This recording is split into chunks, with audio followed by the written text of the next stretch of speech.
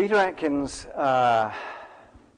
recently retired as Professor of Chemistry at the University of Oxford.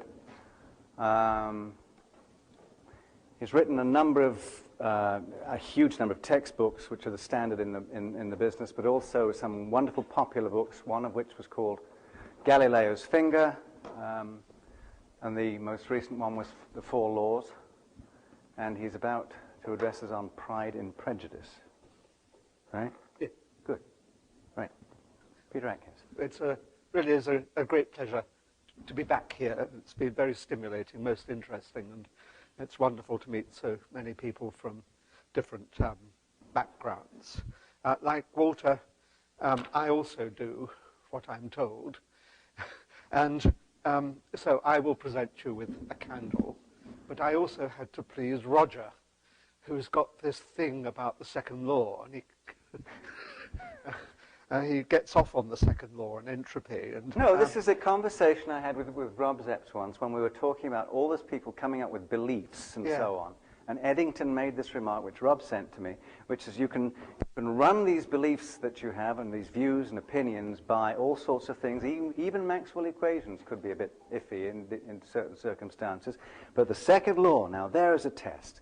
If you can get your stuff through the second law, it works. If not, then you crumble. Right. So my challenge was to combine a candle with the second law. Yes. In order to please everyone. An entropic, never-ending candle. Yeah. So what I've done is actually I've chosen a candle,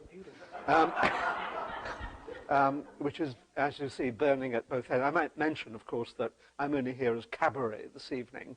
And it's unusual to have cabaret just before dinner, but it was going to be cabaret last night, but then I was dropped.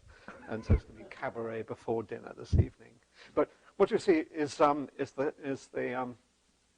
candle that I've chosen, and it's one flame really gives forth light, and the other gives out darkness.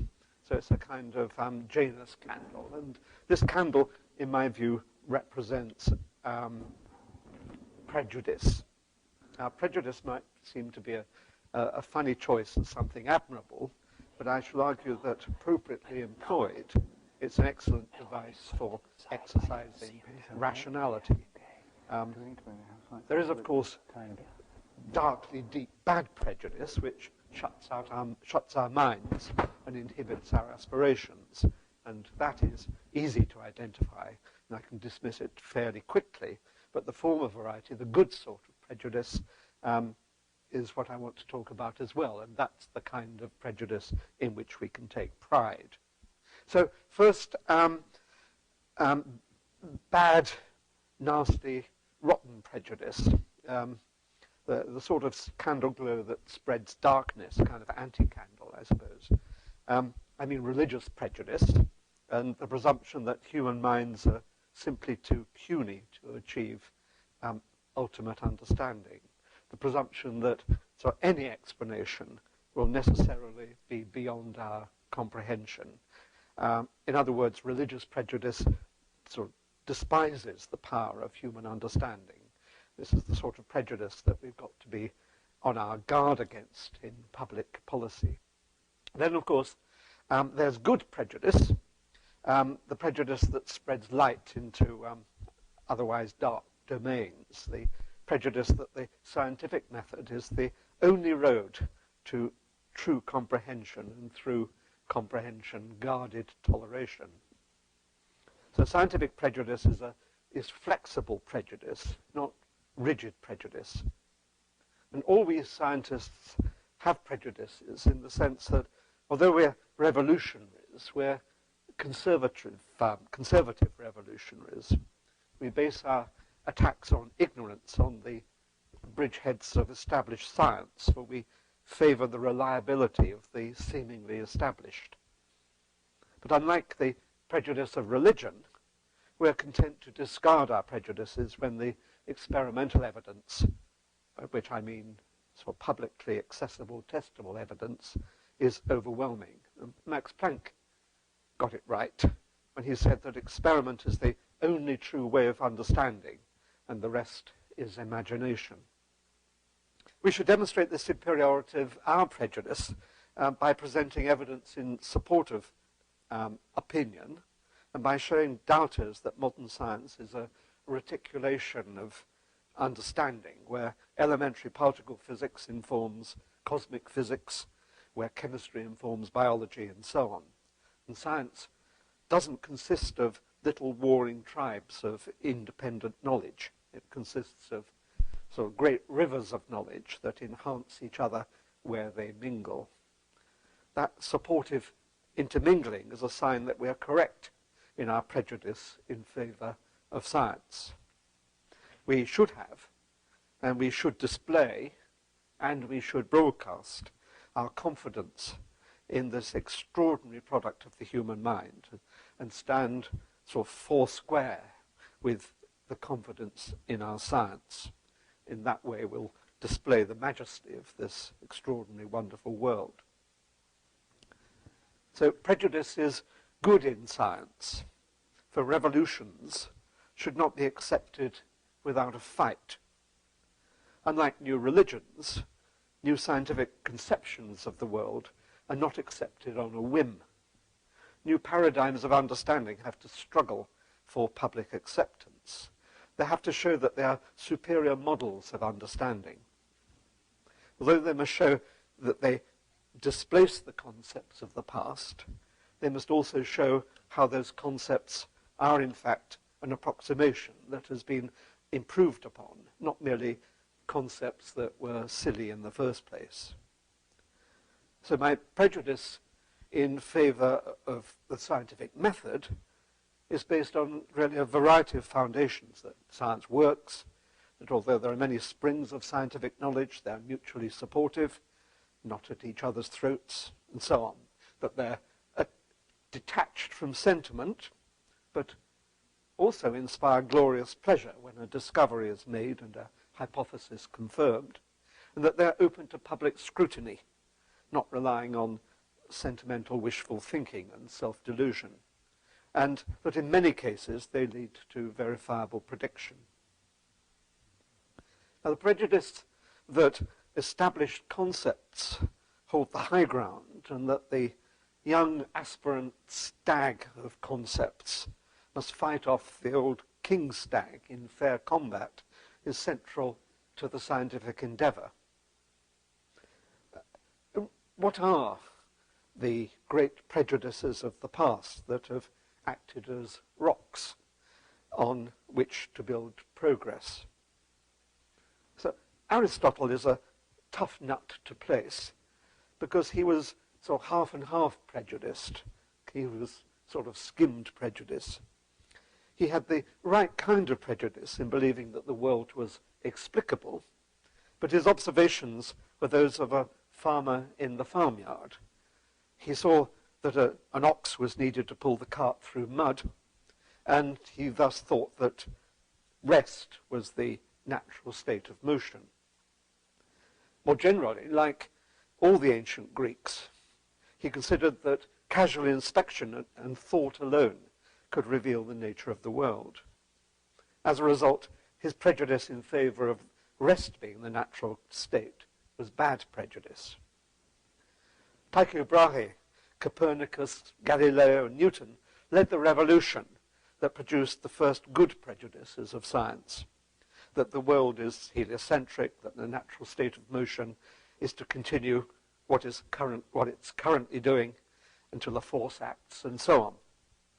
But even their good prejudice, good because it was rooted in observation, was embedded in an underpinning bad prejudice, the supposition that the experimentally supported view that space and time are absolutes.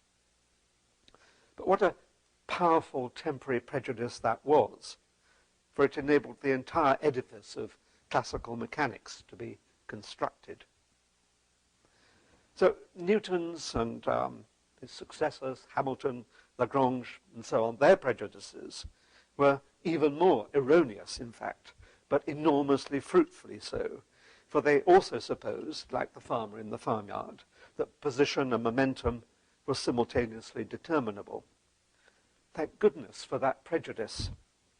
it was a good prejudice for the time, as it was supported by the rather primitive experimental procedures then available and open to public scrutiny.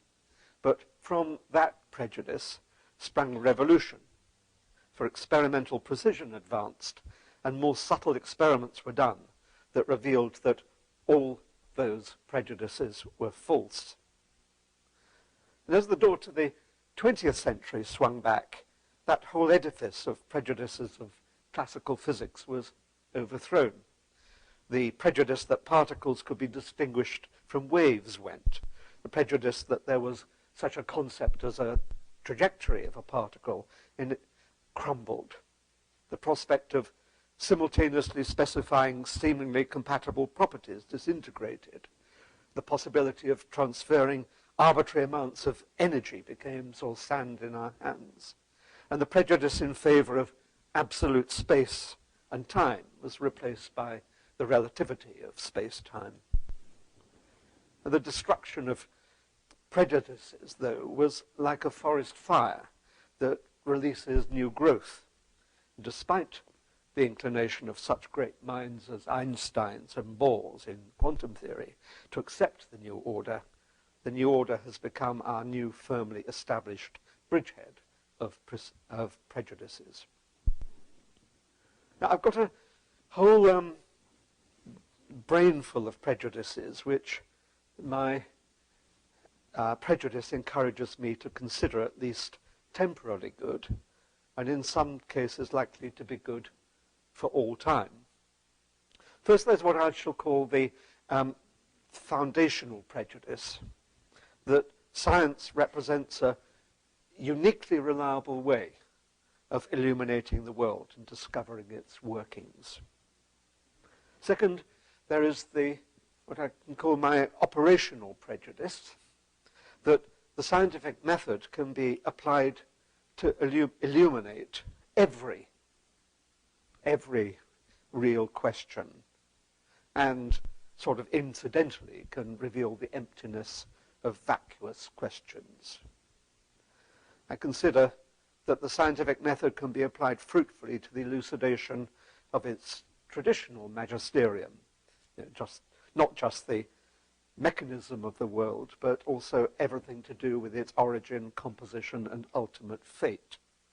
I also consider that science can illuminate, largely through psychology and physiology, the inclination of some to favor religions, and, of course, as we've been hearing, morality.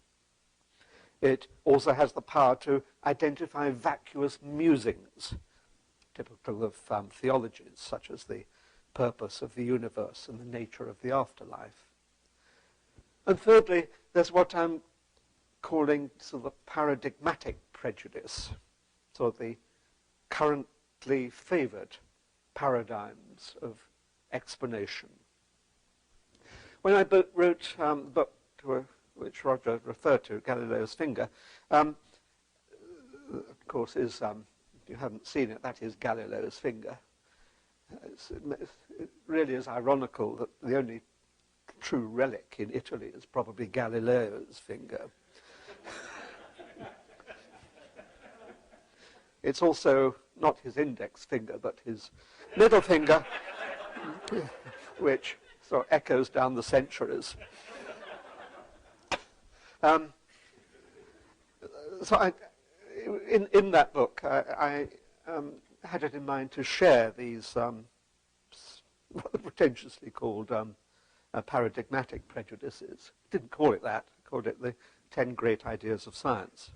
But the ideas that I identified are among those that I would now regard as paradigmatic prejudices. I'll say what they are in a moment, but I'm prepared to stick my head over the turret of conventional safety and wave another flag of prejudice by identifying the ideas that I regard as likely to be eternally true. And I think it's safe, I don't really, but I'm saying that anyway, to assert that there are just 3 eternally true, universal, paradigmatic prejudices. One is that energy is conserved. In short, really, the conservation of energy underlies causality and hence the comprehensibility of the universe. The second universal is that although energy is conserved, its quality ceaselessly degrades. This is where we touch on my favorite law, Roger's favorite law of the second law of thermodynamics. It's my favorite law because it counts for everything. So for the philosophers, not the scientists, but the philosophers and lawyers in the audience, I'm going to give you a short course on the second law of thermodynamics, which says simply that things get worse. There's evidence for this, of course, in every daily newspaper. There is things getting worse. But really the delight of the second law, what it reveals, is that you can tap into that degradation of dispersal of energy and matter if you have the right sort of equipment and use it constructively. So there would be, for example, the great disperser in the sky. This might be the only sunset you see this evening. The energy dispersing after the results of nuclear fusion and so on, being collected on Earth in the form of photosynthesis and building structures, the biosphere, from whatever happens to be lying around, in particular carbon dioxide, of course. But of course, that bit of the biosphere could also be breakfast, kind of Japanese breakfast. And the metabolic processes in our body causes the construction from amino acids of proteins, and on a larger scale, the construction of organs, and so in particular, that most precious of organs.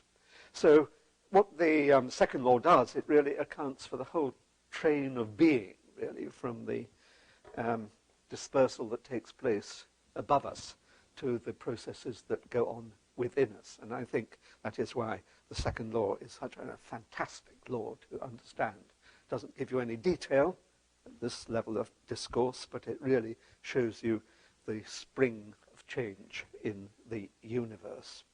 And of course, the constructive processes can also be driven inside here.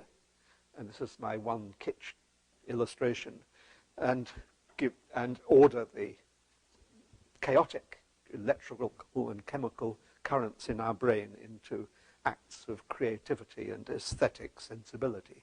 So the second law is so fantastic because it's so simple, yet illuminates just about everything. And I don't really see how a law of such simplicity and nobility could ever be replaced. I like to think of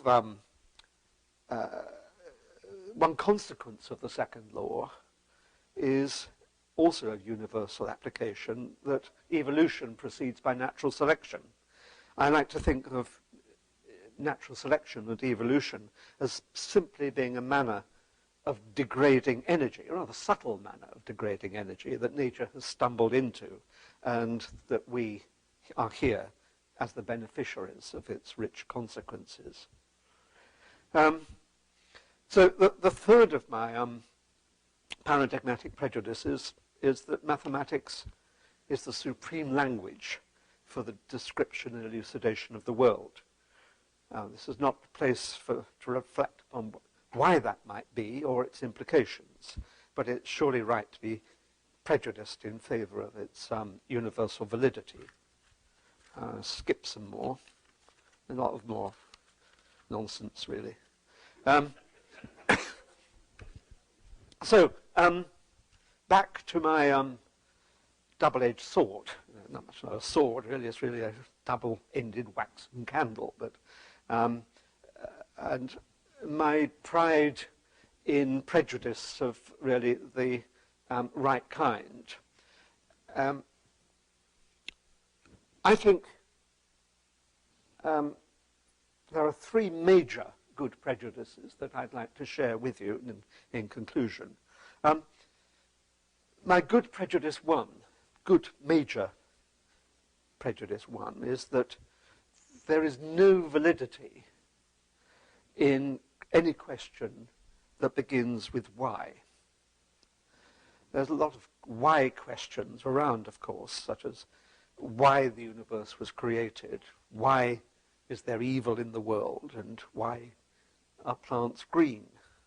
But in every case, I consider that the sieve that sorts the wheat from the chaff, the real from the imagined, is whether the question can be deconstructed into a string of how questions. How is it that the world exists? How is it that the plant is green? And if a question cannot be so deconstructed, then I regard it as, my prejudice is to regard it as not being real, and hence not worthy of further consideration. My second great major prejudice is that simplicity is that science, well, I suppose I should say that I regard scientists as hewers of simplicity from complexity. And the aim of science, in my view, is to identify the acorns of concepts from which the forests of observable phenomena spring. And my prejudice is in favor of reductionism, provided we understand that reductionism is really assemblism, the view that observable phenomena arise from reticulations of more fundamental entities. And my third major prejudice, and this touches on something I did say a moment ago, if I'd had time you would have had several more pages of padding, but this is it, is that I didn't have time to find a shorter way of saying this, but mathematics works as a language for describing physical reality is a sign that it's closely allied to ultimate truth. I've always found it absolutely fascinating that this supreme and supremely abstract achievement of the human brain turns out to be what appears to be the perfect language for the elucidation of the fabric of reality. I've mused, in fact, on the possibility that there is a deep structural analogy between mathematics and reality that accounts for the fact that mathematics works. And in a sense, I admit to being prejudiced in favor of Platonism, in this case, ultimate Platonism, that the world is and is not more than mathematics. So, in conclusion, let me return to my title. The candle that I would wish to hand to government is prejudice. But it's prejudice of a very special kind. The prejudice that the scientific method, the method of approaching sort of problems in the light of publicly shared evidence, uncontaminated by superstition, is the only way forward. In that kind of prejudice, we can sort of truly have pride. Thank you very much.